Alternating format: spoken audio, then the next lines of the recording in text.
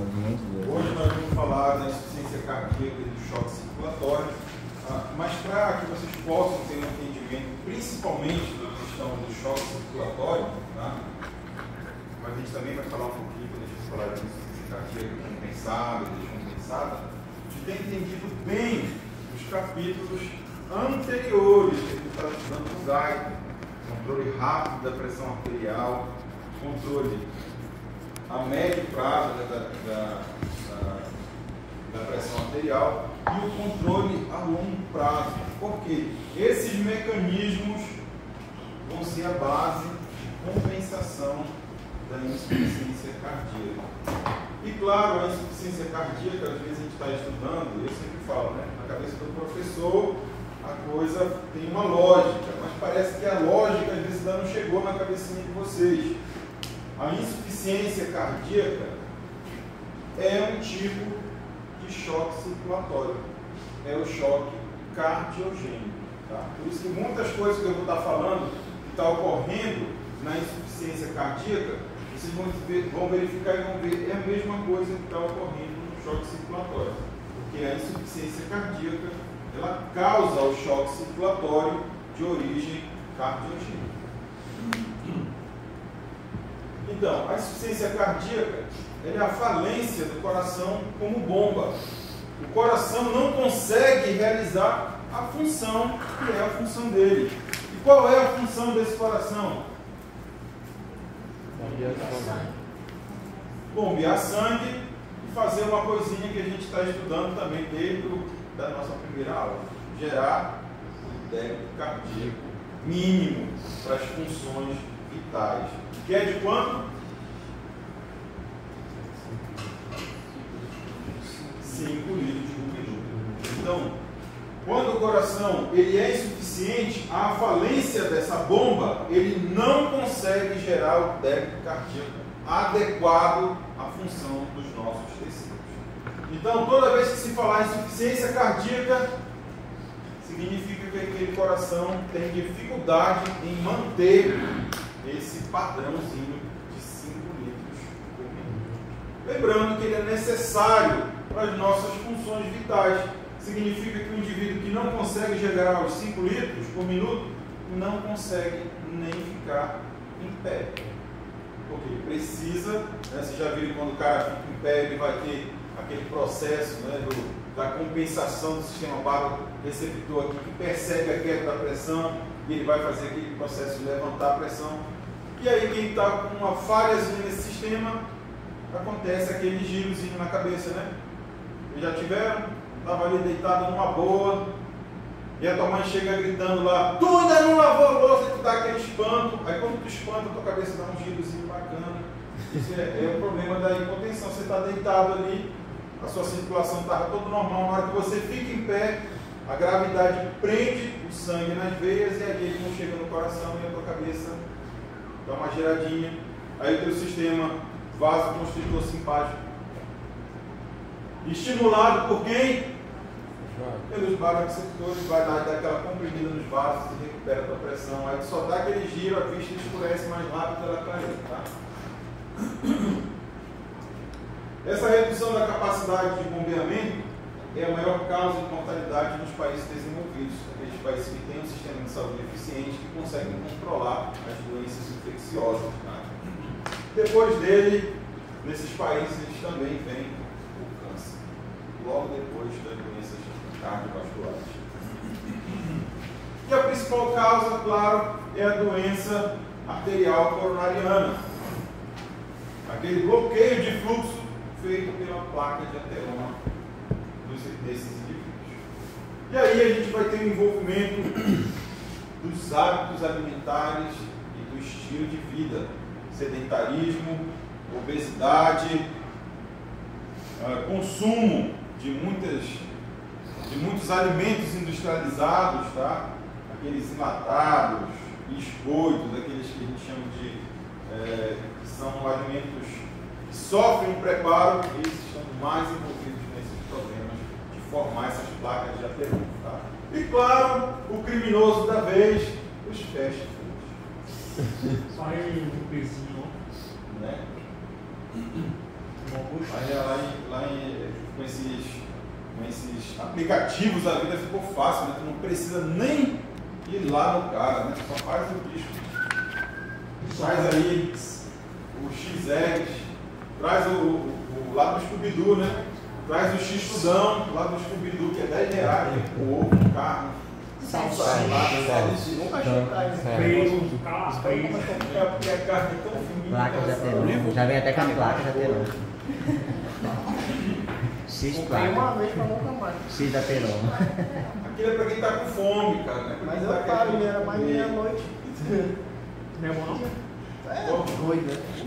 Na hora de matar uma fome, ok? Na hora de matar uma fome sem gastar muito dinheiro, RP. ele não abre de noite, cara. Ele só abre na hora do almoço. Se lancha de noite.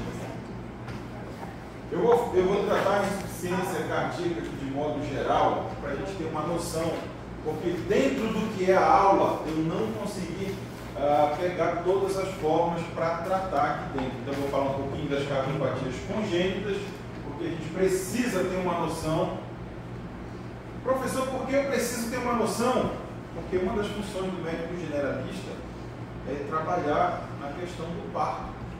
Então, na hora do parto, você pode ser o único médico lá naquela sala e você precisa, talvez, fazer o diagnóstico de uma insuficiência cardíaca congênita.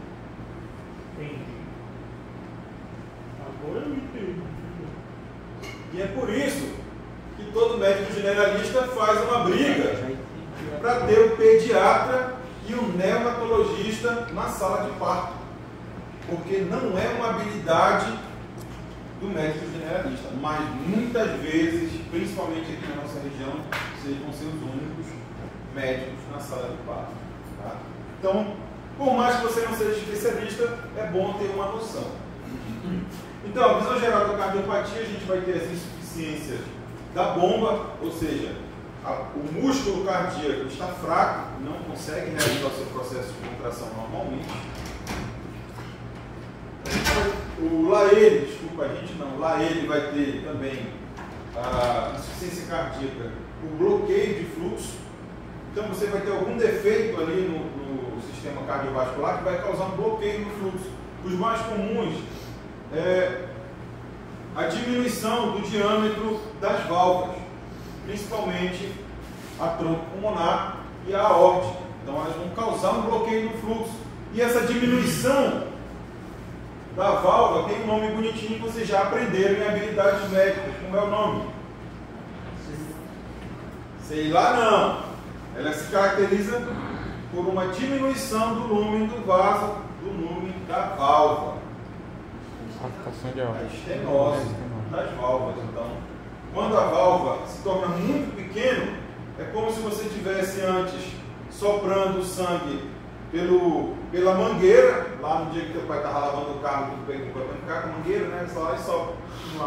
E sai um montão de água. Mas quando você tem essa estenose, é como se ele estivesse soprando por um canudinho. Então, a quantidade de sangue que passa por uma válvula estenosada é muito pequeno, causando uma obstrução ao fluxo sanguíneo. Tá? Existe um outro problema um pouquinho pior, mas geralmente ele não é muito compatível com a vida, que é a atresia. A atresia, vocês sabem que é a ausência. Então, não vai ter válvula lá e aí o negócio complica.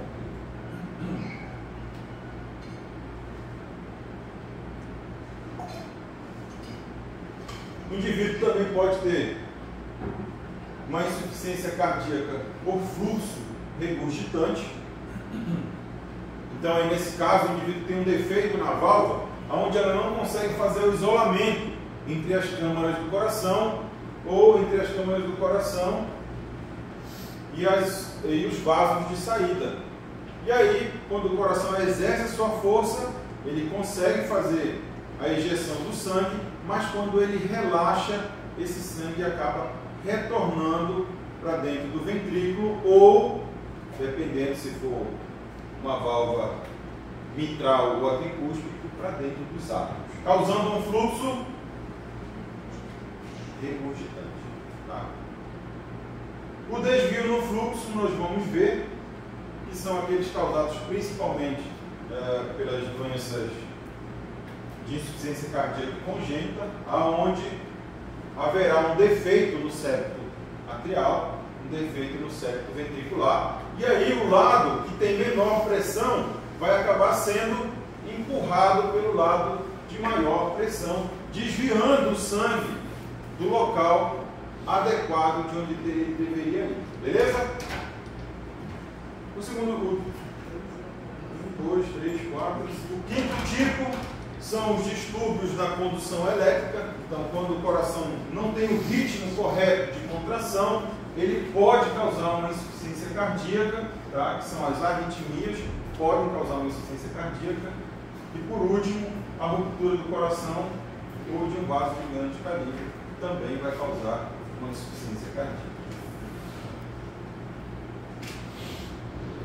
Essa insuficiência cardíaca ela pode ter origem numa disfunção sistólica ou numa disfunção diastólica, dependendo se falta força para o coração empurrar esse sangue, fazer o processo de ejeção, ou se é um problema de enchimento cardíaco. E ela pode ser compensada ou descompensada. E é exatamente aqui que eu falei que vocês precisam relembrar todos os mecanismos que a gente está vendo de controle da pressão arterial, porque é eles que vão ser os mecanismos de compensação. Porque a partir do momento que o indivíduo tem uma insuficiência cardíaca de qualquer origem, os mecanismos de compensação vão perceber os efeitos dessa insuficiência cardíaca, que é o quê? Diminuição do débito cardíaco, queda da pressão arterial e hipoperfusão tecidual. E aí, quando há uma queda na pressão arterial, a gente tem os mecanismos de controle rápido da pressão arterial que vão agir. Quem são? O mais rápido age primeiro, claro, né? Quem é o mais rápido? O sistema baroreceptor aqui, que vai ativar o sistema vasoconstritor simpático. Depois dele, vem o mais forte, também baroreceptor. Hipóxia do sistema nervoso central. Se o sistema baroreceptor não conseguir compensar e tiver hipóxia no sistema nervoso central, a hipóxia do sistema nervoso central, que é o mais forte indutor da vasoconstrição, vai agir. Se a concentração de O2 e CO2 forem alterados por essa hipoperfusão, que vai ocorrer a ativação dos quimioreceptores, tá? Fazendo então toda a ativação do sistema vasoconstritor simpático. Contração das pequenas artérias para aumentar a resistência periférica e tentar aumentar a pressão arterial. Contração das grandes veias para fazer o quê? Aumentar aquilo que era para você estudar essa semana, o retorno venoso. Tá? Você aumenta o retorno venoso. Se o coração prestasse, né, ele poderia ter o mecanismo de prestar e recuperar essa pressão. Mas o problema é a insuficiência cardíaca. E aí esse é o controle rápido, mas eu tenho um controle de médio prazo. Se a pressão não normaliza, a gente tem aquele cara que vai estar agindo ali dentro de 20 a 40 minutos, ali, exercendo o seu máximo por volta de 1 hora. Sistema renina-angiotensina, tá? Ele vai atuar dentro de 20 a 40 minutos a 1 hora, ele vai estar agindo para fazer também contração vascular e aumentar a pressão arterial. Se não corrigir dentro de algumas horas, tá? Você vai ter ação então do controle da pressão arterial a longo prazo, que é feito pela aldosterona na retenção. Retenção de quê? Sódio e água. Você também vai ter os outros sistemas agindo, tá? Lá da hipófise a gente também tem um hormônio antidiurético, tá? Então todos eles vão estar agindo para tentar aumentar o volume plasmático pela retenção de sódio e água, aumentar a pressão de retorno venoso e o débito cardíaco. E aí vem a característica. Se todos esses mecanismos conseguirem devolver o débito cardíaco para o seu valor normal que eu tenho, ou desculpa, o que é que o Laele tem? vai ter uma insuficiência cardíaca compensada. Se não consegue compensar, o indivíduo tem uma insuficiência cardíaca descompensada e tendência ao choque progressivo. Beleza? Mas o sistema não chega um momento sobrecarregado. Não entendi. Os sistemas estão, por exemplo. O sistema de compensação? Fala. Certo. O sistema de compensação, ele só vai se sobrecarregar se ele não conseguir atingir o débito mínimo. Porque aí você vai ter, então, todos os tecidos sofrendo com a hipóxia. E aí, o primeiro cara que não pode sofrer com a hipóxia é o coração, porque ele está mantendo o débito cardíaco. Se ele sofre com a hipóxia, ele diminui a força de contração e o débito cardíaco vai mais ainda, e aí o indivíduo ainda, porque ele chama de choque progressivo. Mas eu vou explicar ele lá na frente, tá? Se o indivíduo tiver chance de fazer a compensação, ele vai ter uma compensação a longo prazo, que é a hipertrofia cardíaca compensatória. O músculo cardíaco que sobrou, ele vai hipertrofiar para tentar recuperar parte dessa força. E a hipertrofia cardíaca, ela pode ocorrer de duas formas, dependendo do estímulo. Aqui no centro eu tenho o coração normal, tá? Aqui, à minha direita, à esquerda de vocês, eu vou ter a hipertrofia cardíaca concêntrica. Percebam que a diminuição do lume da cavidade é visível, porque você vai ter uma deposição de fibras concentricamente, diminuindo o lume do ventrículo esquerdo, certo? Beleza? E aqui, à minha esquerda, à direita de vocês, o indivíduo tem a hipertrofia cardíaca excêntrica, onde as fibras vão crescer na horizontal, aumentando o volume dessa câmara. Mas para que haja um ou outro tipo de hipertrofia, vai depender do estímulo para essa hipertrofia. Se é uma sobrecarga de pressão ou uma sobrecarga de volume. Sobrecarga de pressão. Se o coração precisa fazer muita força para vencer a pós-carga. Certo? Sobrecarga de volume, quando o coração tem uma grande pré-carga, ou seja, enchimento diastólico. Então, quando o indivíduo sofre com uma hipertensão crônica, que é a sobrecarga de pressão, ele tem a hipertrofia cardíaca concêntrica. Quando o indivíduo tem um grande retorno venoso, estimulando esse coração, fazendo uma sobrecarga de volume, enchendo as câmaras cardíacas, ele então vai ter a hipertrofia excêntrica. Só esse tipo de hipertrofia excêntrica que gera uma diminuição na frequência cardíaca de atleta. Isso, exatamente esse. Mas claro, esse é um ponto bastante interessante da gente tocar, porque depende do tipo de atleta. É por isso que quando você vai na academia, né, você vai lá na academia malhar, o professor te convida para fazer um exercício específico antes de você iniciar a musculação localizada.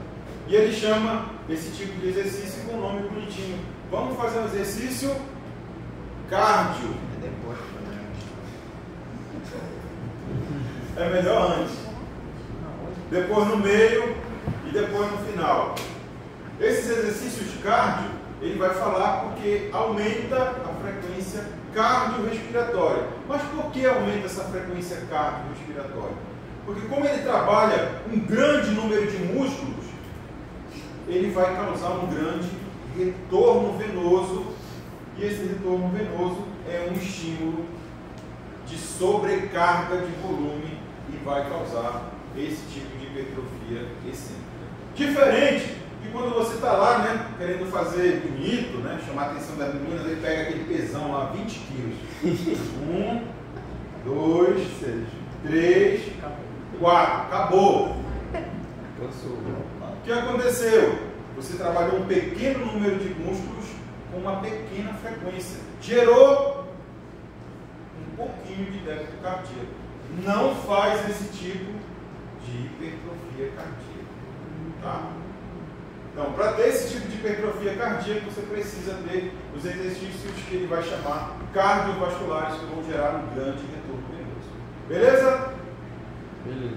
Essa diferença ainda é mais importante na questão do crescimento vascular do coração. Vocês já estudaram isso com o professor Luiz Maués, bem bonitinho, né? Vou pegar aqui nosso modelo, deixar ele na mesa. Para não estar mexendo muito no boneco. Quando a gente mexe muito no boneco, a gente acaba arrebentando. Então, você tem aqui as artérias coronárias mostrando sua circulação e alimentação desse tecido cardíaco. Esse cara aqui, quando tem esse tipo de hipertrofia, você não tem a cobertura vascular completa desse tecido, porque ele cresceu muito internamente. Então, além de ele diminuir a câmara, ele está exposto e predisposto a infartos. Na verdade, microinfartos, que ele já mostra alguns sinais aqui, essas estruturas esbranquiçadas aqui nesse músculo, provavelmente são microinfartos que esse cara teve e nem soube. Beleza?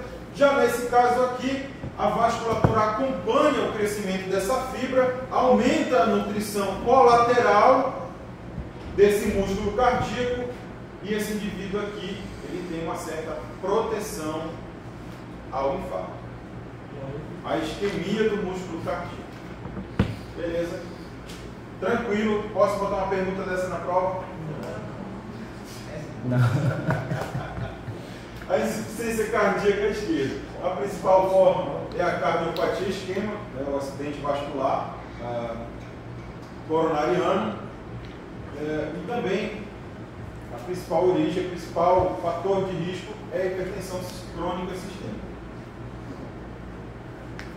Mas ela também ocorre com uma certa frequência por doenças das válvulas, aórtica e mitral. Beleza? Beleza. Então isso vai caracterizar uma insuficiência cardíaca à esquerda. Ela vai causar uma hipotensão sistêmica pela diminuição do débito cardíaco, certo? Essa insuficiência, ou desculpa, essa hipotensão sistêmica vai ativar o sistema renal. Estão lembrados disso? Renina, angiotensina, aldosterona para tentar aumentar a pressão arterial. Só que como o coração é insuficiente, ela não consegue. Ela consegue sim piorar o quadro clínico desse indivíduo que tem hipertensão crônica esquerda, que é o quê? Hipertensão pulmonar. Beleza? Beleza. A insuficiência cardíaca direita, a principal causa dela é uma insuficiência esquerda. A insuficiência esquerda vai gerar hipertensão pulmonar, que é a força, a pós-carga que o coração direito tem que vencer. Por isso que a principal causa da insuficiência cardíaca direita é uma insuficiência cardíaca esquerda. Tá? Ela causa uma hipertensão pulmonar grave, tá? E ela também pode ser causada pela hipertensão pulmonar grave, tá?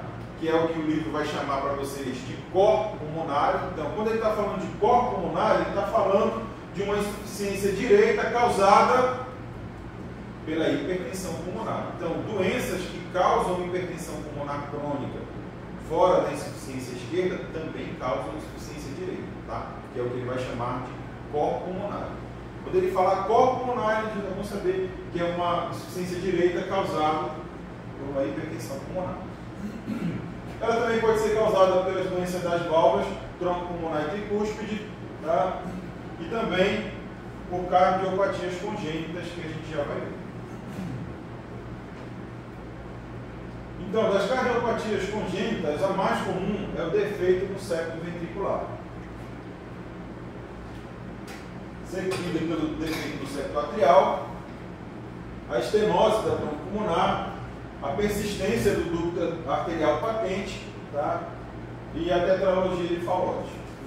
a gente vai ver esses aqui, tá?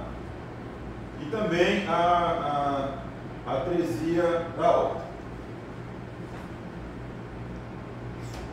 Algumas dessas malformações elas vão causar shunts, tá? Da esquerda para a direita. Shunts é o desvio do sangue. O sangue devia ir para um local e, em vez de ir para esse local correto, ele é desviado para um local onde ele não deveria. Então, isso vai ocorrer principalmente pela comunicação entre as câmaras cardíacas. No caso do não fechamento do ósseo, lá no átrio, tá? E o não fechamento do septo ventricular. Como a gente viu no quadro anterior, o defeito congênito do septo ventricular é o mais comum. Mas ele também tem uma questão que alivia o problema. É que a maioria dos defeitos de septo, eles fecham espontaneamente. É claro que vai depender do tamanho desse defeito. Se ele for um defeito muito grande, ele não vai ter como fechar espontaneamente, vai precisar de intervenção. Se ele for pequeno, geralmente ele se fecha no primeiro ano de vida. Mas por que então ocorre esse desvio no sangue? A gente sabe que tem uma diferença entre a força de trabalho do coração esquerdo e do coração direito. Então, quando a gente vai analisar um defeito no septo atrial, a permanência daquele...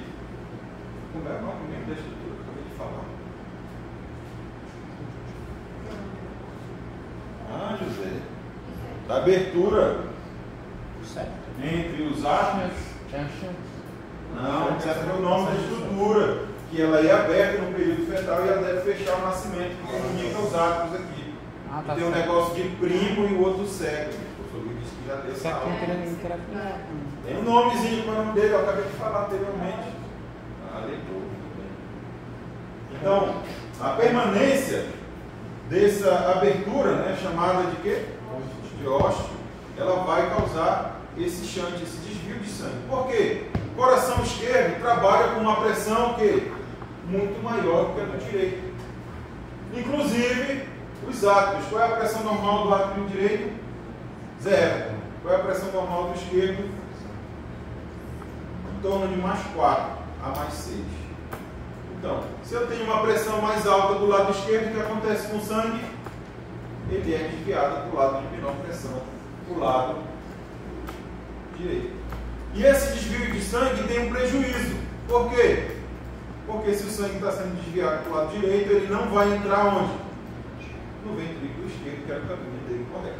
Isso leva a uma diminuição do débito cardíaco, dependendo do tamanho dessa comunicação. Beleza? Então, devido à pressão maior no átrio esquerdo, o sangue vai sofrer um desvio para o lado direito. Beleza? Aqui sim, agora o mais comum dos defeitos congênitos, que é um defeito no septo ventricular. Como eu falei, ele ocorre 42% dos defeitos congênitos, eles são desse tipo de defeito do septo ventricular, mas ele tem um processo um pouquinho diferente, que a maioria deles tende a fechar espontaneamente no primeiro ano de vida. Beleza? Eu esqueci de falar que esse cara aqui ele é meio chato, porque às vezes ele passa desapercebido e não fecha, e ele vai se manifestar no adulto. Não se manifesta na infância e até o início ali da adolescência, e no adolescente e no adulto jovem ele costuma se manifestar. Por quê? Pela hipertrofia. Quando há hipertrofia, o que acontece com o ósseo? Ele aumenta. E aí o desvio de sangue é maior e o indivíduo começa a sentir os efeitos da insuficiência cardíaca, tá? Já tardiamente. Nesse caso aqui, como o desvio é muito grande, é perceptível na infância, tá? O problema de septo ventricular. Da mesma forma, como o ventrículo esquerdo é hipertrofiado, muito mais forte do que o direito, ele vai causar o desvio do sangue para o lado esquerdo do coração. Desculpa, do lado direito do coração. Beleza? Tranquilo?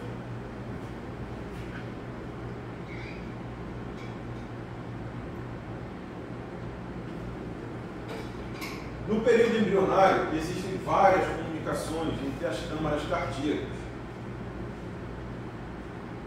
E esse processo, no período fetal, ele é importante, porque vocês lembram que o pulmão está fechadinho, os alvéolos estão fechados, estão colapsados no período fetal. Isso causa uma grande resistência ao fluxo sanguíneo pulmonar. Por isso que é importante essas aberturas para que haja, então, a redução desse desvio do sangue para evitar essa alta resistência. E um desses principais canais que fazem isso é o ducto arterioso, que deve fechar ao nascimento. E no lugar dele fica um ligamento. Como é o nome do ligamento? Só faltou falar alto, né, bem? É esse ligamento que leva o mesmo nome do ducto, tá? É o ligamento arterioso, tá? Ele liga o tronco pulmonar e a aorta. Quando ele não fecha, a gente chama de ducto arterial patente, tá? Então ele não fecha no período primário e permanece aberto. E aí eu vou ter então agora um problema, porque a pressão da minha aorta é o quê? É muito alta e ela vai desviar o sangue da aorta para dentro dos pulmões, causando hipertensão pulmonar e hipotensão sistêmica. Beleza? Tranquilo?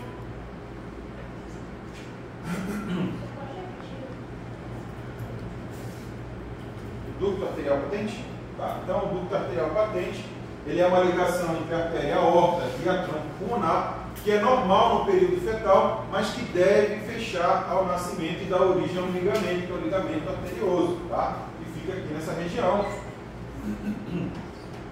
entre a aorta e o tronco pulmonar. Quando ele não fecha, ele vai ser chamado de ducto arterial patente.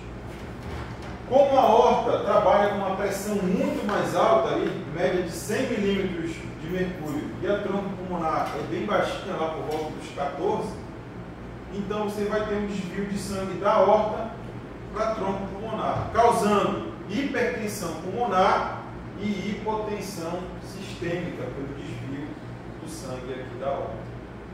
Beleza?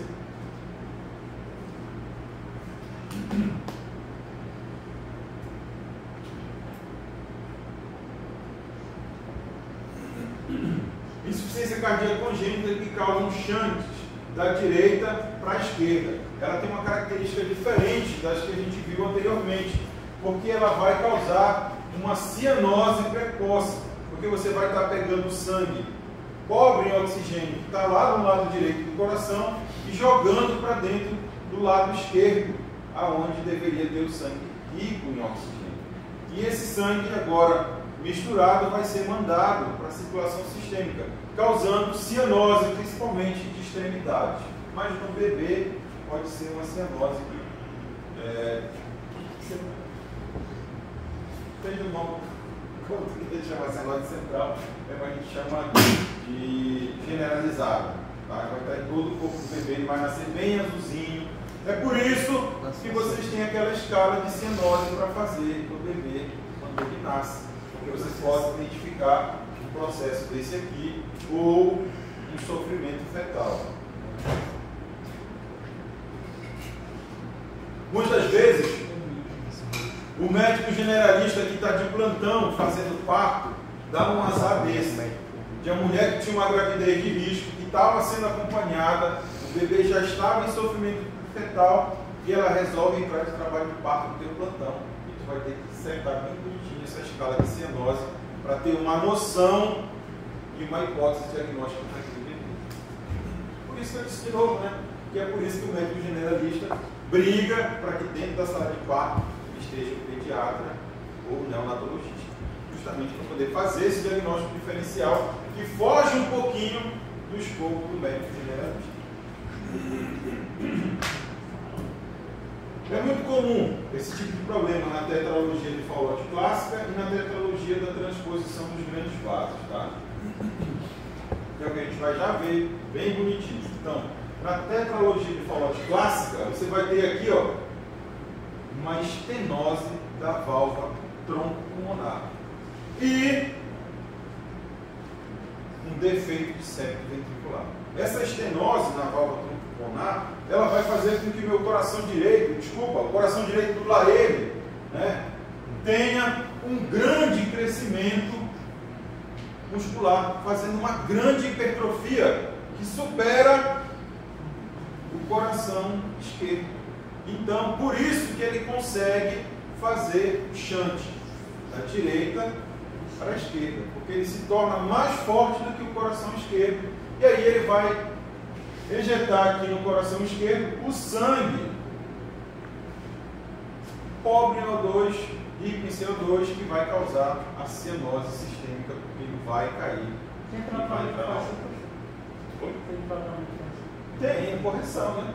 Você põe um stent aqui, um stent na válvula aqui para abrir essa válvula, correção cirúrgica do septo ventricular. Mas tu sabe que tu está forçando a amizade, né? Sabe que eu não sou médico para estar falando com propriedade como é o tratamento. E nem gosto de estudar o tratamento, que é para o CRM não vir processar, dizendo que eu estou tratando os outros por aí.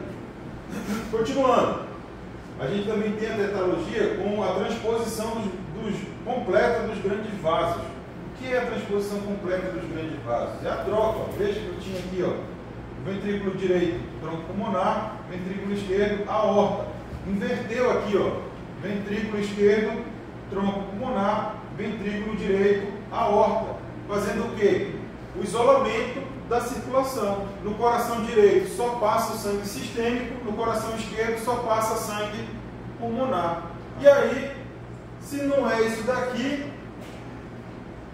era caixão e vela preta, porque você ia ter separação da circulação e o cara morria. Então, o defeito no septo ventricular é o que salva ele, que aí o coração esquerdo vai empurrar o sangue oxigenado no direito, para salvar esse indivíduo. Esse daqui é um daquelas que a gente vê que o indivíduo tem que fazer a correção ali dentro dos 3 meses de vida do bebê. Por quê? Porque vocês lembram que a gente falou que esse defeito aqui tem que fechar com o nascimento? Se ele fechar, o que acontece? Bom, vai isolar a circulação, o coração direito só passa sangue pulmonar no coração esquerdo só passa sangue pulmonar, no direito só passa sangue sistêmico, e aí o indivíduo morre. Por isso que essa correção aqui, ela geralmente tem que ocorrer nos primeiros 3 meses de vida, porque se fechar, já é. E a outra transposição dos grandes vasos é sempre efeito do septo ventricular, e aí o que salva o cara? É o ducto arterial patente, que vai permitir a comunicação entre o ventrículo esquerdo e o ventrículo direito. Tá? Ou desculpa, entre o sangue da aorta e o sangue da tronco pulmonar. Beleza?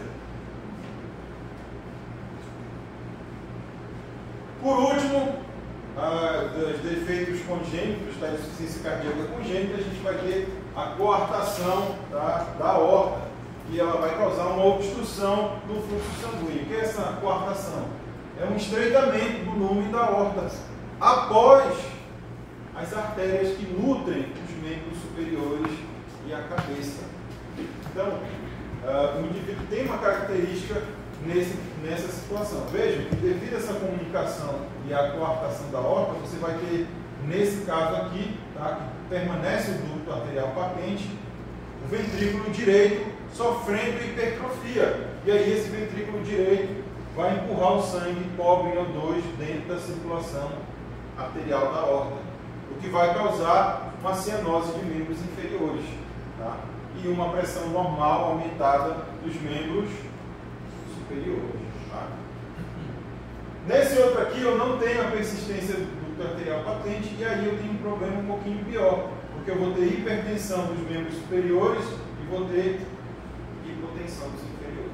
Aqui você não tem uma hipotensão, mas você tem a cianose, porque você vai ter a compensação aqui pelo coração direito. Mas tem a cianose devido à mistura do sangue pobre em O2.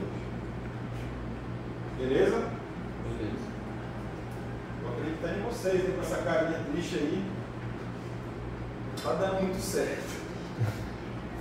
Mas eu lembro, eu já falei para vocês, você vem para a aula sem estudar, fica complicado. Se fosse no primeiro semestre era diferente, né? Você ainda estava acostumado a vir com a cabecinha aberta, né? Aí o professor chegava assim, abria a cabecinha com todo carinho e ia escrevendo. Agora eu tento, repito as coisas umas 4 vezes na aula, mas quando o cara não leu, ele não acredita, parece assim, não acredita que é assim. Não pode ser. Pode ser assim. É, cara, é assim. E para que fixe na tua cabeça, tu já tem que ter uma pequena noção, cheia de dúvidas, para a gente esclarecer agora.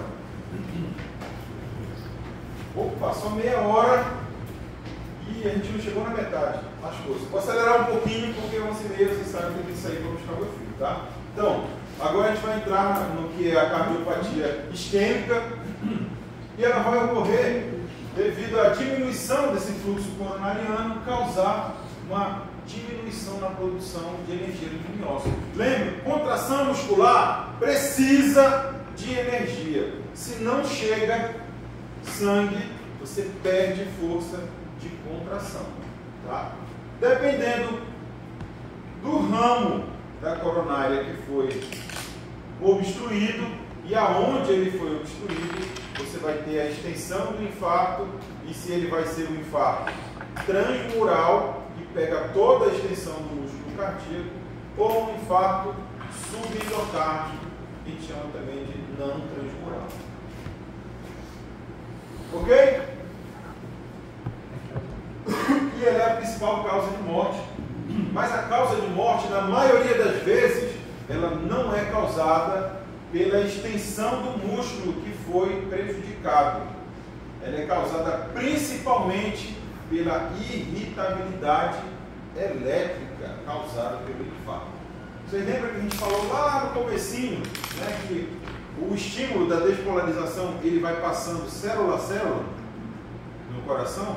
Quando o indivíduo tem um infarto, aquela célula que despolarizou, ela não tem mais energia para fazer o processo de repolarização. Ela fica o tempo todo despolarizada. E quando ela está despolarizada, ela chega no vizinho dela e fica dizendo assim: ei, despolariza, despolariza. Sem o comando do nó sinusal. Aí vem o comando do nó sinusal para ele despolarizar, e esse vizinho aqui já despolarizou porque eu mandei, aquele também. E aí causa esse processo que a gente chama de irritabilidade elétrica, onde partes do ventrículo vai estar contraindo e a outra relaxando. E essa irritabilidade elétrica pode evoluir para fibrilação ventricular. Essa sim é a principal causa de morte do processo do infarto. Beleza?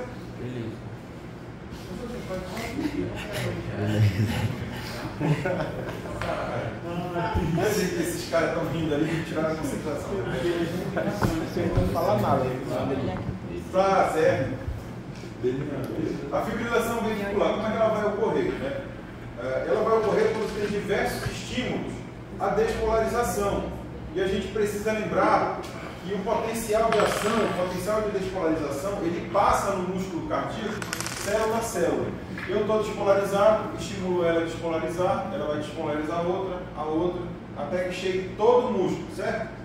Só que quando a célula está sofrendo sem energia, porque não está chegando oxigênio, não está chegando glicose e os nutrientes necessários à função dessa célula, ela não consegue repolarizar.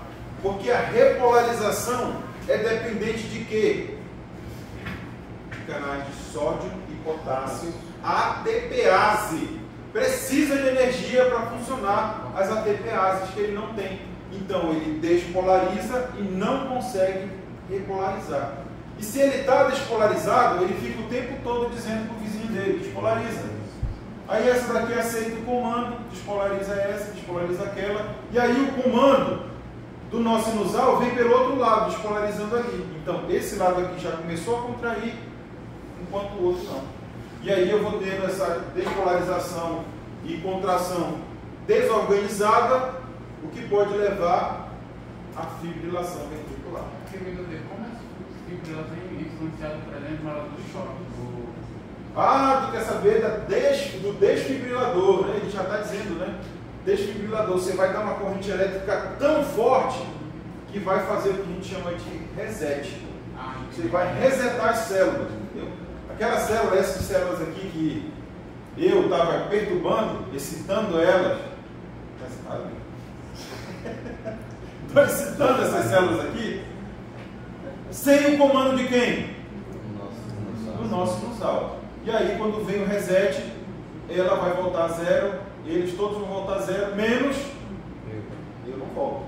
Tá? É a corrente de lesão, ela fica perturbando por algum tempo. Só que quando eu dou um reset, todos eles ali que respondem ao evento elétrico, eles vão resetar e esperar o comando central. Tá? Beleza? Tá bom? Acabou. Começar. Só para te dizer, são 33 slides e nós estamos no 13. E eu só tenho meia hora para falar os outros 30. Então vamos aqui rapidão. Então, a carga de apatia química ela vai ser dada pela placa de ateroma, certo? Sim ou não? Essa placa, ela se forma durante muitos anos. É por isso que hoje a gente vai na questão da prevenção, tentando mudar hábitos de vida em crianças e adolescentes. Porque uma placa de ateroma como essa, ela não se forma em 5 anos de você estar com alimentação desregulada. Ela vai sendo gerada desde o princípio. Tá? É por isso que muitos indivíduos que sofrem desde a infância com obesidade infantil estão tendo infarto aos 30 anos, aos 20 e poucos anos. Porque a exposição dele começou muito cedo. Tá? E é por isso que é importante manter uma dieta balanceada e praticar exercícios físicos, tá? Para evitar a formação dessa placa de ateroma. Tá? Como vocês podem ver, ela se forma dentro aqui da camada íntima, tá? Sob a camada íntima, e ela tem uma relação forte com o sistema imune, com a inflamação crônica, mas ela é uma inflamação subclínica. O indivíduo não tem nenhum sinal clínico de inflamação, mas há uma inflamação crônica aí que faz com que o sistema imune trabalhe de forma incorreta. Nessa placa de ateroma você vai ter macrófagos, você vai ter fibroblastos produzindo matriz extracelular, e esses macrófagos, tá, com o tipo de ativação que eles têm, eles induzem a deposição de gordura nessas placas, principalmente feita pelo colesterol do tipo LDL.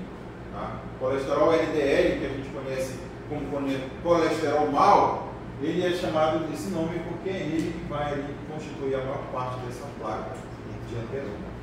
E o colesterol bom, que é o colesterol HDL, ele costuma diminuir a concentração de lipídios aqui nessas placas, fazendo o processo de redução dessas placas. Mas é claro, como eu disse, isso é um processo crônico, não é de um dia para o outro que você forma uma placa dessas, e também não é de um dia para o outro que você elimina uma placa dessas. Beleza? Qual é o risco dessa placa? Vejam, ela é uma lombada no meio do vaso. Isso faz com que haja o quê? Um fluxo turbulento, porque o fluxo sanguíneo encontra um obstáculo e aí ele se torna turbulento no encontro com essa placa, e isso aumenta o quê? O atrito. E o atrito pode levar a uma lesão desse endotélio. Se lesou o endotélio, você vai ter agregação plaquetária e coagulação sanguínea, formando um trombo. Esse estrombo, ele pode se estabilizar e ser assimilado pela placa de ateroma. O que aconteceu? A placa cresceu e a obstrução agora ocupa a maior parte do vaso. E aí que o indivíduo vai sentir os efeitos dessa obstrução. Antes de obstruir 70% do lumen do vaso, o indivíduo não tem sintomas de angina. A partir do momento em que essa obstrução ultrapassa os 70%, é que ele vai ter então os sintomas da angina. É claro que ele pode ter aqui sintomas da angina, tá? Devido a vasoespasmo. O vaso faz uma contração devida devido a esse processo inflamatório aqui e diminui o lumen, e aí o indivíduo tem aquela angina de esforço. Tá? Beleza? Esse aqui, como já ocluiu muito mais de 70%, provavelmente que uns 90%, o indivíduo tem angina instável. Beleza? e pode sofrer de infarto também. Aqui é o outro modelo, onde esse trombo se expande e oclui completamente o vaso, tá? Também causando o acidente vascular. Então, as características. O primeiro sinal que aquela placa de ateroma está ultrapassando os 70% é a angina, que é aquela dor subesternal compressiva que pode irradiar para onde? E braço esquerdo e também o epicárdio. Também costuma irradiar para lá. A angina pectoris é um risco muito elevado de infarto agudo do miocárdio. Tá? O indivíduo que tem angina, ele tem um fator de risco muito alto para um infarto. E também tem a cardiopatia isquêmica com insuficiência cardíaca congestiva. E claro, a morte súbita cardíaca. A morte súbita cardíaca ela ocorre principalmente por... Já falei umas 2 vezes para vocês. A morte súbita cardíaca ela ocorre principalmente por efeito da irritabilidade elétrica causada pelo infarto. Secundariamente você vai ter aquele infarto fulminante, que é aquele onde a maior parte do coração morre, não tem como gerar débito cardíaco, é o que a gente chama de infarto fulminante. Mas a maioria das mortes por infarto ela é causada pela irritabilidade elétrica que o infarto causa no músculo cardíaco. Então, dependendo da porção da artéria que é obstruída, você vai ter então a lesão daquele músculo, onde aquela parte final nutria. Por isso, dependendo do tipo de hipertrofia que o indivíduo tem, da circulação colateral, da alimentação do tecido dos vários vasos, ele tem uma certa proteção ao infarto, tá? Porque você sempre vai ter circulação colateral. Por exemplo, essa região do coração, ela vai receber nutrição desses ramos arteriais e desse lado aqui também.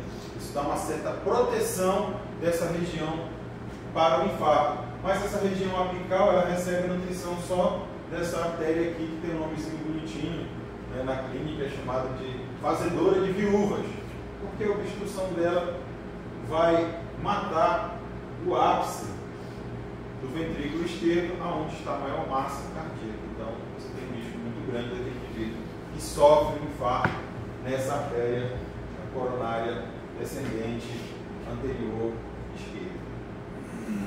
Beleza? Dependendo da obstrução e do tempo que o indivíduo leva até ter assistência, ele pode ter um infarto subendocárdio, tá? Um infarto dessa região do subendocárdio, que é a que está mais disposta está mais, não é disposta o nome, porque se está disposto é uma coisa boa, né?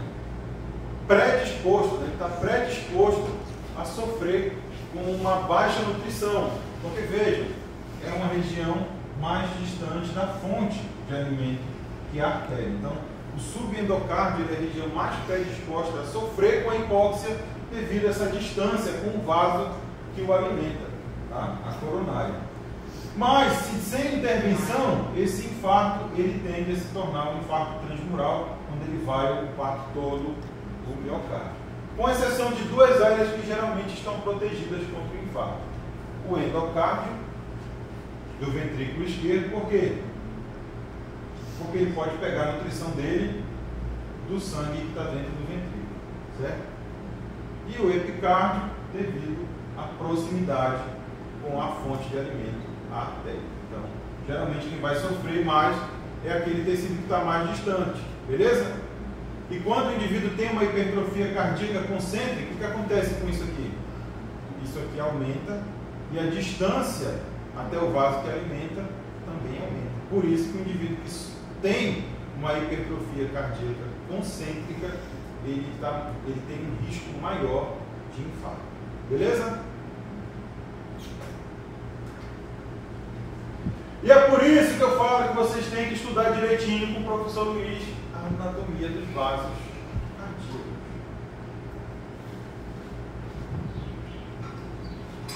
para você ter uma noção da região que vai sofrer um infarto.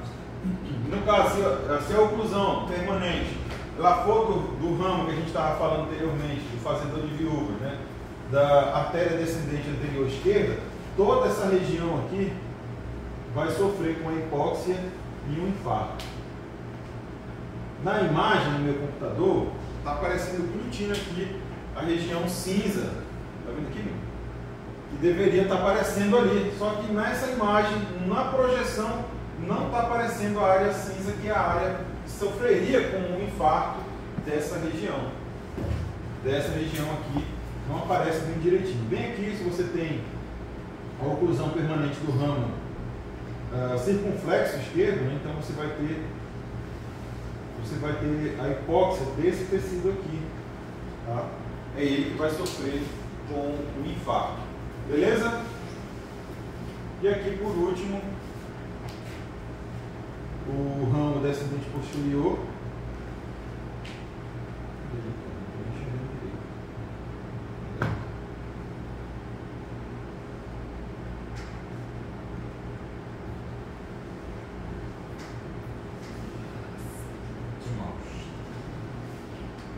Então essa região marcada, bonitinha aí, é a que vai sofrer com a hipóxia. Veja, numa obstrução completa da artéria, que tipo de infarto é esse? Transmural. Ele vai pegar toda a extensão do músculo cardíaco. Quando eu tenho obstrução parcial, o indivíduo vai ter um infarto apenas no subendocárdio, que é a região mais distante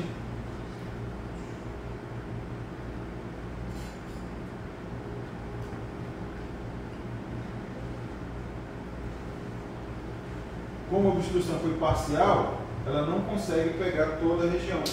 Aquelas regiões que são próximas à artéria, ela consegue receber um fluxo adequado e não sofre um infarto. Tá? Beleza? Os infartos do tipo transmural são aqueles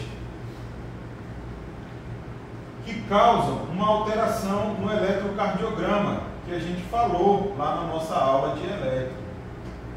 Alguém lembra como é o tipo? Os infartos do tipo transmural são aqueles que costumam apresentar uma forte corrente de lesão e a elevação do segmento ST. Ele se torna tão negativo devido àquela lesão que você vai ter sempre no segmento ST a elevação da curva. Tá? E isso identifica no eletro um infarto transmural. Beleza? Esse infarto aqui, geralmente ele passa desapercebido, que são os microinfartos, que ocorrem também naqueles indivíduos que têm a hipertrofia cardíaca concêntrica, causados principalmente pela hipertensão crônica.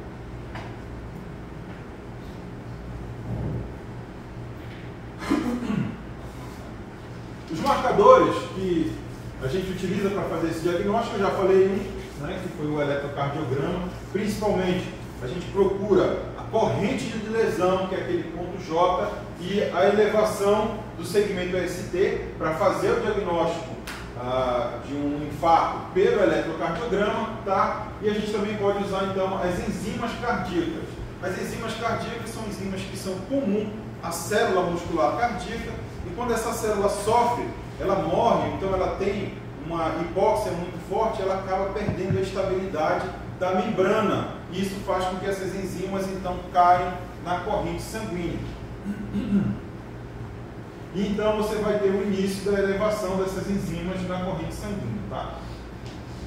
O padrão utilizado hoje em dia é a troponina I, ela é a mais específica do músculo cardíaco, tá? Mas a gente também utiliza o CKMB e a mioglobina.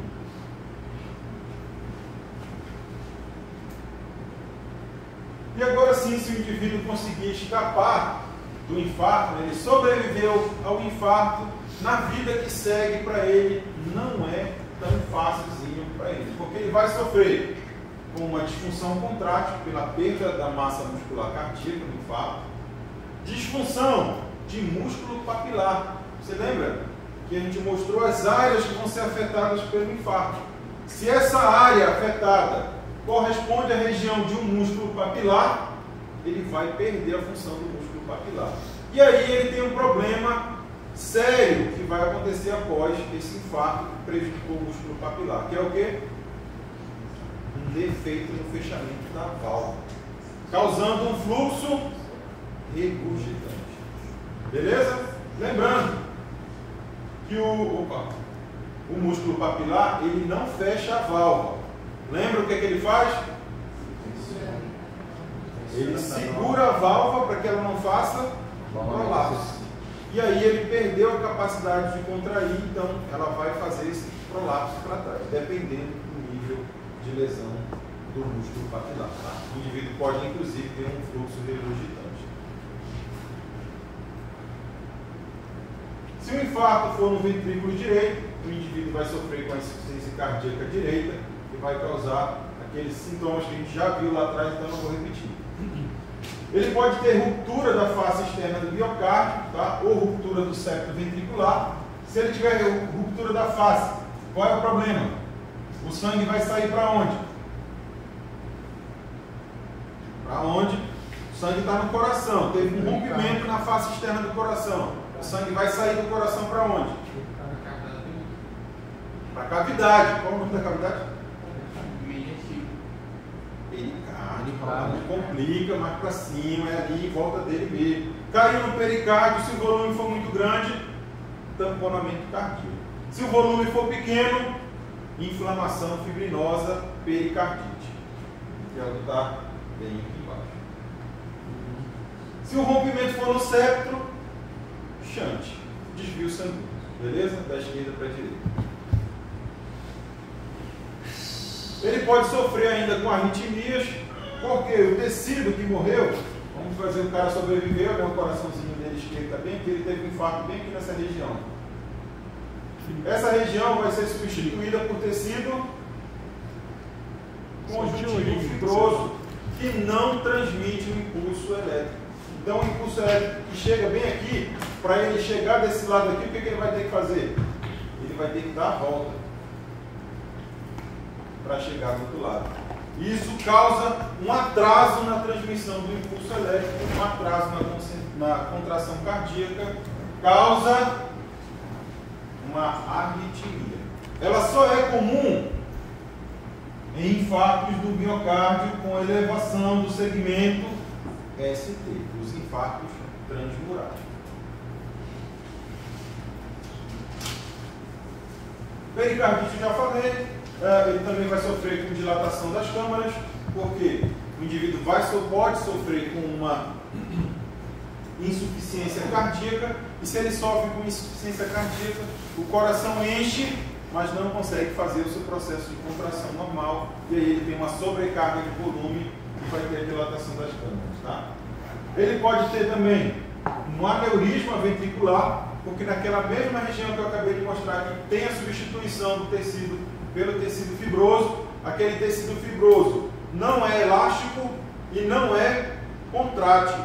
Então, geralmente, o indivíduo vai ter um aneurisma ventricular, que seria como se fosse uma bolsinha aqui, ó, caída no ventrículo, aonde ele sofreu um infarto. E essa bolsinha aqui vai ficar cheia de sangue em estase. E essa estase do fluxo sanguíneo aqui dentro do ventrículo aumenta o risco de quê? De trombose. De formar os trombos murais.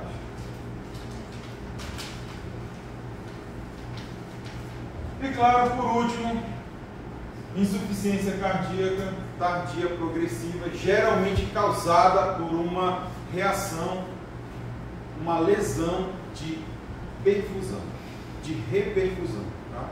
O nosso sistema imune, ele tem receptores de dano celular. Então aquela célula que só está danificada, só está mais ou menos lá devido ao infarto, quando houve a reperfusão do local, o teu neutrófilo chega lá, o teu macrófago chega lá, em vez de ajudar, ele vai lá e detona aquela célula que estava só mais ou menos, e aí, como ela estava mais ou menos, o cara pode sofrer com uma insuficiência cardíaca progressiva. Como é que ocorrem esses efeitos? Vixe Maria, 10 minutos.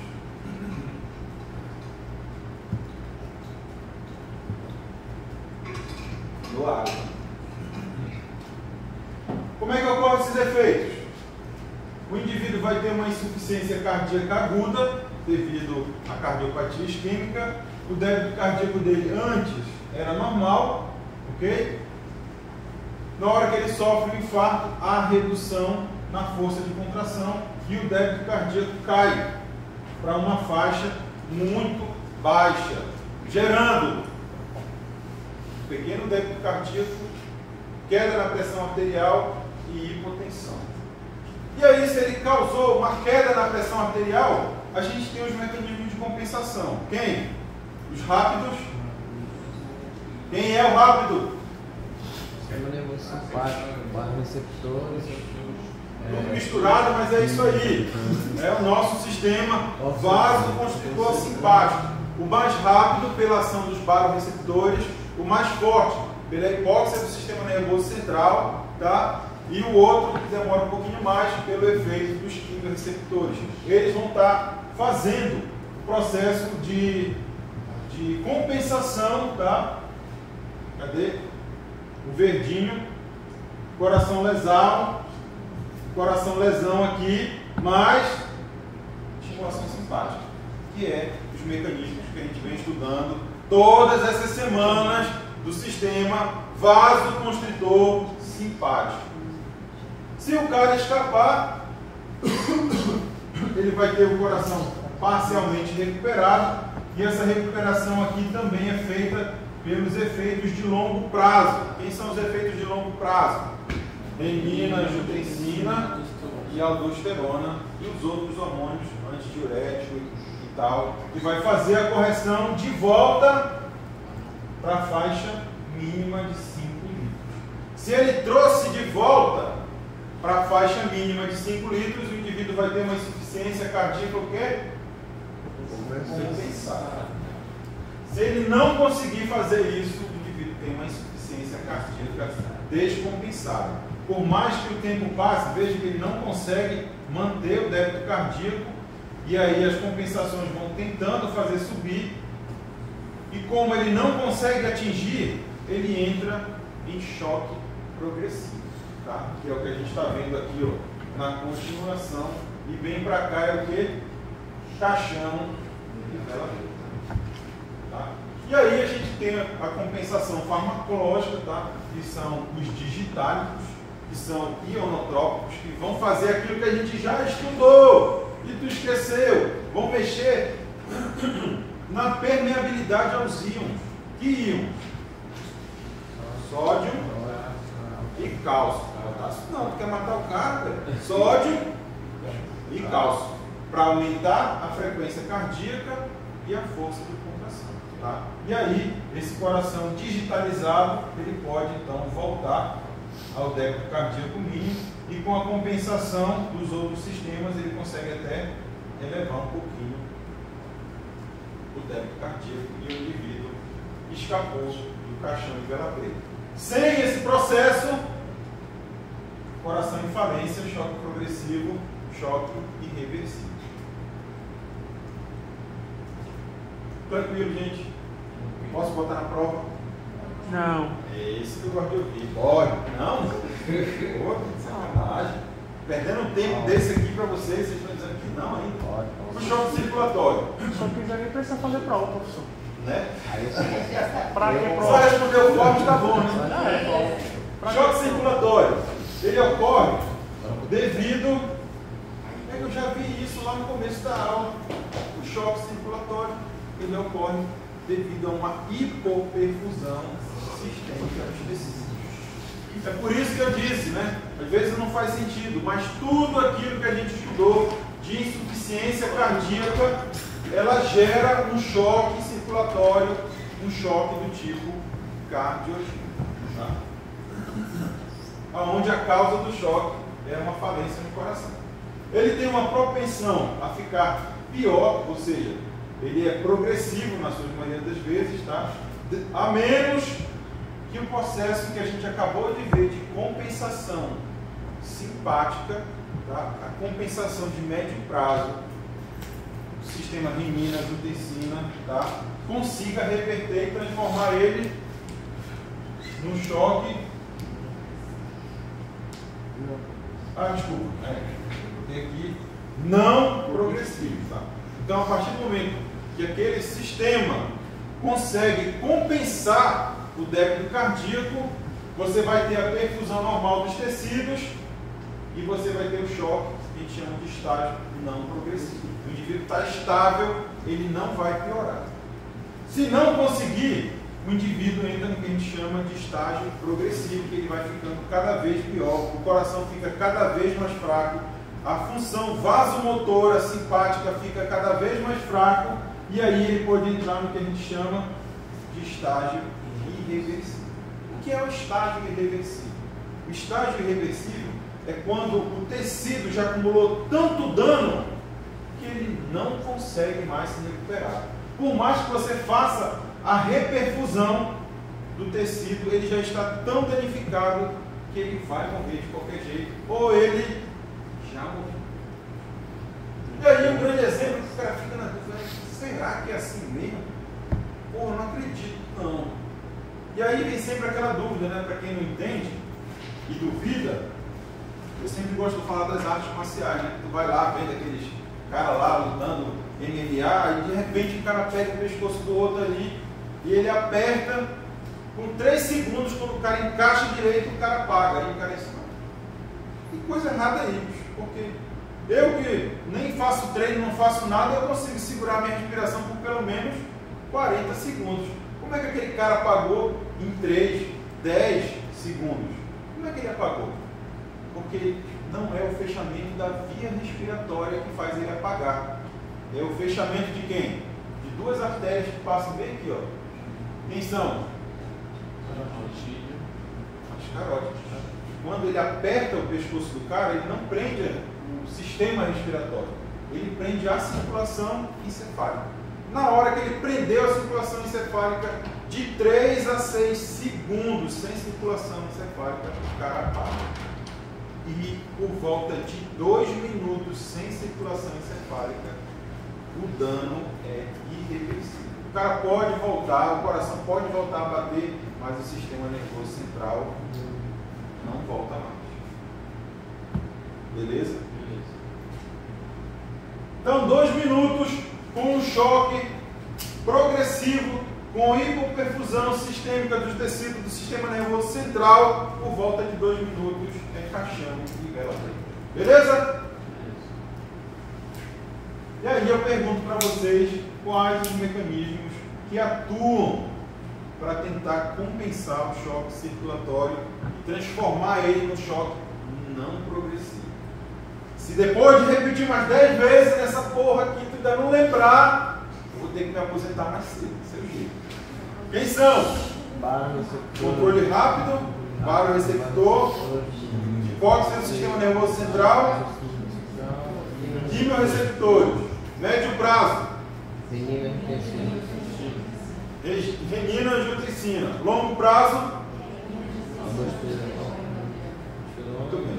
Ah, graças a Deus, eu estava preocupado com ele me aposentar já vocês, não é possível. Então esse sistema que a gente está estudando esse semestre é que vão fazer a compensação desses choques circulatórios. Porque esse choque ele tem que ser progressivo, por causa dessa situação do choque. A primeira característica é uma diminuição do débito cardíaco, e essa diminuição do débito cardíaco leva ao quê? Redução da pressão arterial, queda do fluxo cardíaco sistêmico. E aí, quando ele mexe na nutrição cardíaca, é que vem a cagada. Porque o cara já não estava conseguindo gerar o débito eficiente, não estava ali, o débito reduzido?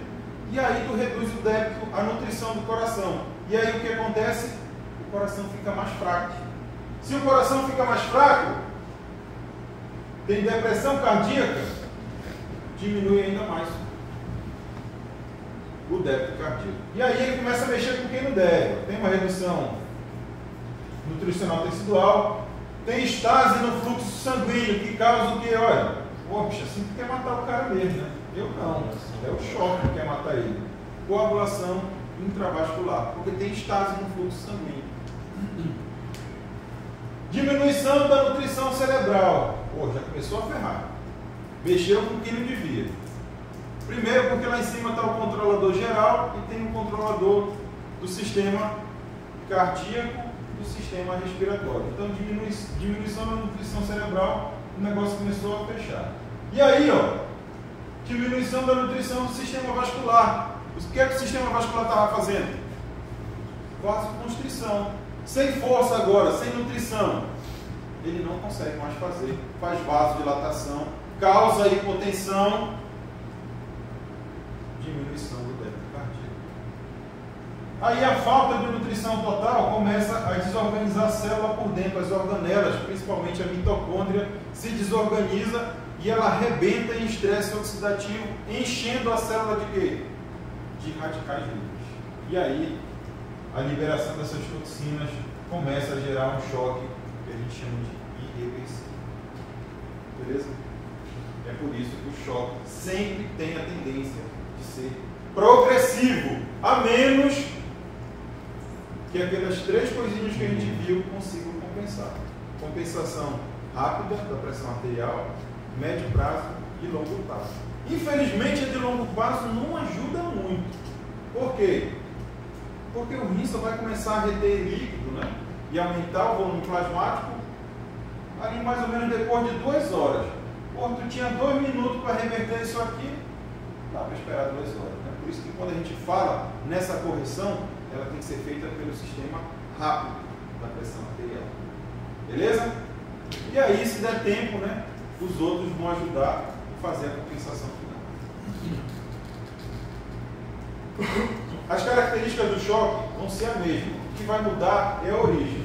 Choque cardiogênico tem a origem no coração. A gente já discutiu pra caramba isso hoje. Eu não vou repetir nada que vira nos 30. Tá? O choque hipovolêmico, ele vai ser gerado pela diminuição do volume, a volemia, diminuição do volume do sangue, do plasma ou dos eletrólitos. Tá? Então aqui eu mostro nessa curva o que a redução da volemia causa na pressão arterial. Então, toda vez que você tem queda da volemia, você vai ter queda na pressão arterial. Mas a gente tem os mecanismos de compensação, fazendo a compensação aqui até por volta da perda de 20% do volume sanguíneo. Aqueles mecanismos que a gente conversou conseguem compensar. Que mecanismo? Sistema vasoconstritor simpático. Tá? Ele consegue fazer essa compensação até por volta de 20%. A partir dos 20%, a queda na pressão é séria. E aqui a gente vê, tá, o que a gente chama de choque irreversível, dependendo do volume sanguíneo que o indivíduo perde. Veja que até aqui, por volta de 50%, esse cara aqui ainda conseguiu escapar, tá vendo? Teve a reperfusão e ele escapou. Mas abaixo disso, por mais que você devolveu o volume sanguíneo, foi caixão e vela preta, porque o choque foi irreversível. Beleza? As causas vão ser hemorragia, perda de plasma, principalmente pelo trauma. Tá? O choque neurogênico, ele só vai ocorrer quando tiver, no caso de uma anestesia geral profunda, tá? Uma anestesia espinal mais rara, e em caso de lesão cerebral. Ele vai ser justamente aquilo que a gente estava falando do choque progressivo. Ou do choque progressivo, onde você vai ter um problema de nutrição no sistema nervoso central. Sistema nervoso central que, por acaso, é lá que está o nosso controlador, o sistema vasoconstritor simpático. Então, anestesia geral profunda, anestesia espinal mais raramente e a lesão cerebral vão destruir o sistema vasoconstritor simpático e causar o quê? Vasodilatação, queda na pressão arterial e hipoperfusão dos tecidos. O choque anafilático ocorre na alergia pela hipersensibilidade tipo 1, na ação de mastócitos e basófilos, principalmente pelas aminas vasoativas, com principal destaque para a histamina. Tá? Ela é um vasodilatador, vai causar vasodilatação sistêmica, hipotensão, hipoperfusão, choque circulatório. Beleza? O choque séptico é muito semelhante ao choque anafilático, tá? Ele também vai ser causado por uma vasodilatação, mas E essa vasodilatação é causada pelo processo inflamatório não anafilático. Geralmente ele vai ser causado por septicemia. Então, a ação muito forte do sistema inflamatório causa vasodilatação sistêmica, tá? E hipotensão, hipoperfusão e choque. E o sangue estagnado lá nos vasos, junto com o processo inflamatório, piora tudo porque ele tende a formar a coagulação intravascular disseminada. Beleza? O tratamento do choque, ele vai depender do tipo de choque, se for um choque hipovolêmico, transfusão sanguínea, concentrado de hemácias, plasma, concentrado de plaquetas. Você tem um substituto do plasma, tá? Pela solução de destrana. Então a destrana é uma molécula inócua que causa muito menos reações adversas inflamatórias, tá? Que pode substituir o plasma. Se for um choque anafilático, antihistamínicos, fármacos cipatomiméticos, que vão mimetizar o nosso sistema vasoconstritor simpático, beleza? E os glicocorticoides. Choque tóxico, os fármacos simpatomiméticos, glicocorticoides, se tiver coagulação intravascular disseminada, e também os anticoagulantes. A posição baixa da cabeça pode ajudar, e aí eu pergunto para ti, por que a posição baixa na cabeça pode ajudar o indivíduo numa situação de choque circulatório? Porque o que está dentro da tua cabeça é o primeiro que? É o primeiro que leva o farelo. É o que menos resiste à hipóxia. Por isso, a posição baixa na cabeça vai desviar o fluxo sanguíneo para o sistema nervoso central, atrasando um pouquinho o caixão e vela preta, para ver se tu consegue corrigir o problema. Oxigenoterapia, dependendo do estado, e se está internado. E por hoje. Exatamente 11h40. Vamos embora. Cadê a minha lista de